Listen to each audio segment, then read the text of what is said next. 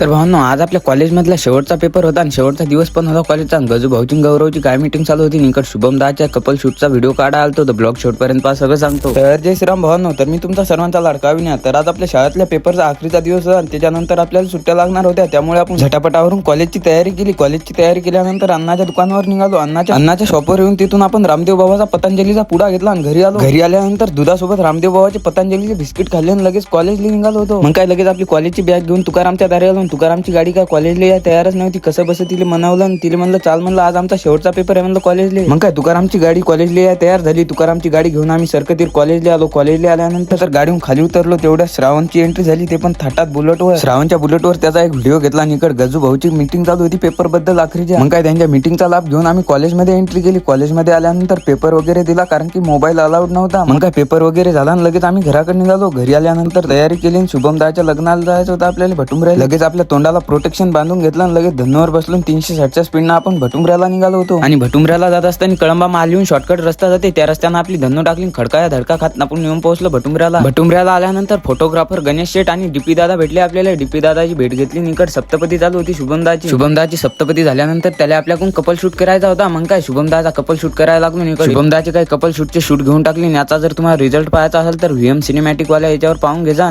योगेश दाईकडे एकला उभा राहिला होता, कारण की त्याला मंडपामध्ये गरमी होत जाई, त्यामुळे निसर्गाची हवा खाय बाहेर आलो म्हणे मी. योगेश दाले ब्लॉग मध्ये घेतलं ना आपल्याला घराकडे निघायचं होतं. आपल्या धन्नोवर बसलो 360च्या स्पीडनं घराकडे निघालो. तोपर्यंत घ्या मग लाईक आणि फॉलो करून भेटू अशाच नेक्स्ट व्हिडिओ मध्ये.